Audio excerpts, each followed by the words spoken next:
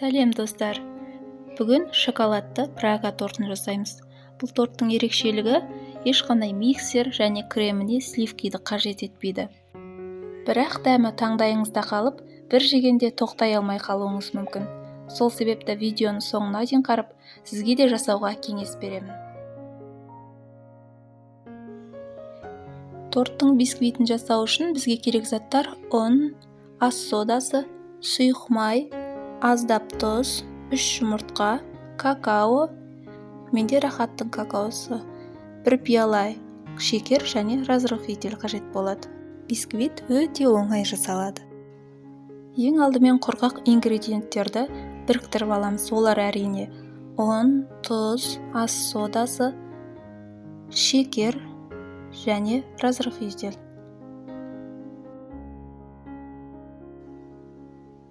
Вилканың немесе венчиктің көмегімен араластырамыз.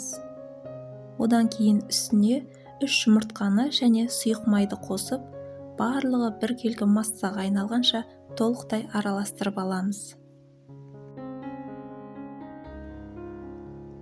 Нәтижесінде осындай қою масса пайда болады. Қайнап тұрған ыстық суды какаоға қосып, оны да бір келгі болғанша араластырып аламыз.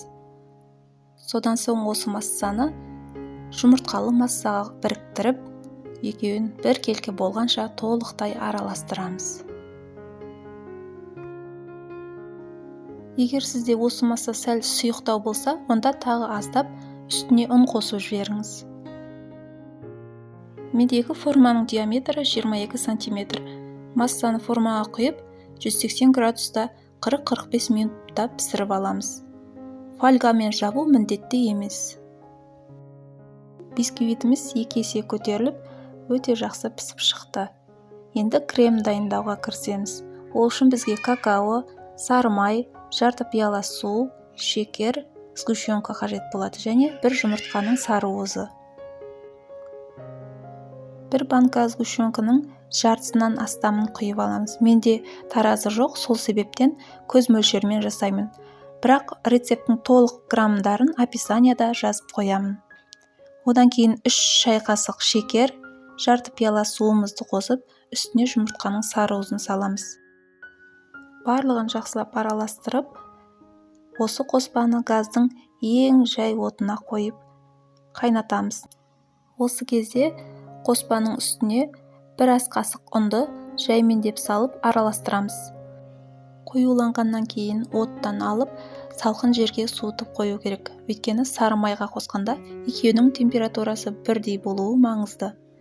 Оған дейін сары майымызды миксермен 3-5 минуттай миксерлеп аламыз. Жұмыртқалы массамыз суығаннан кейін одан сайын осылай қоюлана түседі.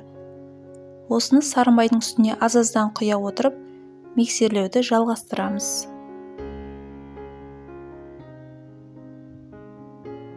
Жұмыртқалы масса мен сары май толық біріккен соң, үстіне какаоны аз-аздан сала отырып, оны да миксерлейміз.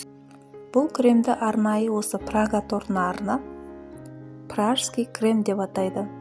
Дәмі деген тура шоколадты балмұздақтан ауымайды. Енді бисквитімізді дайындаймыз. Оның үстіндегі ең биік бөлігін кесіп алып қоямыз. Одан кейін бисквитті толықтай 3-ке бөлеміз.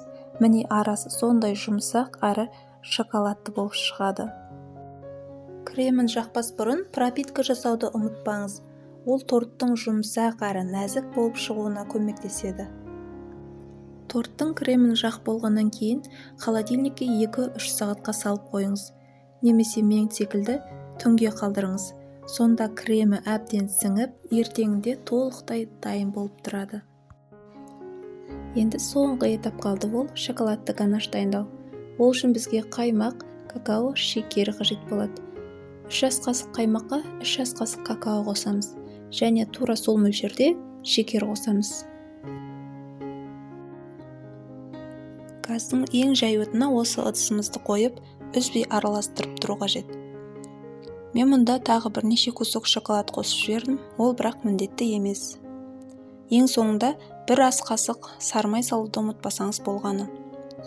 Ганажымыз суығанша торттың ең бетінен кесіп алған бөлікті пышақпен майдалап аламыз. Ганаш аздап суыған соң торттың бетіне құйып, бір келке етіп жағамыз. Қалауыңызға қарай өздігіңізше әсемдесеңіз де болады. Ең соңында ғана майда үгіндімен торттың жан-жағын толықтай жабамыз. Осымен шоколадты Прага тортымыз дайын болды.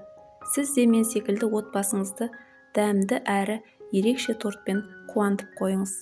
Ең бастысы, құрамы таза әрі қолжетімді заттардан жасалған. Видео рецепт ұнаса каналыма тіркеліп, лайк басуды ұмытпаңыз. Сіздермен болған Замира.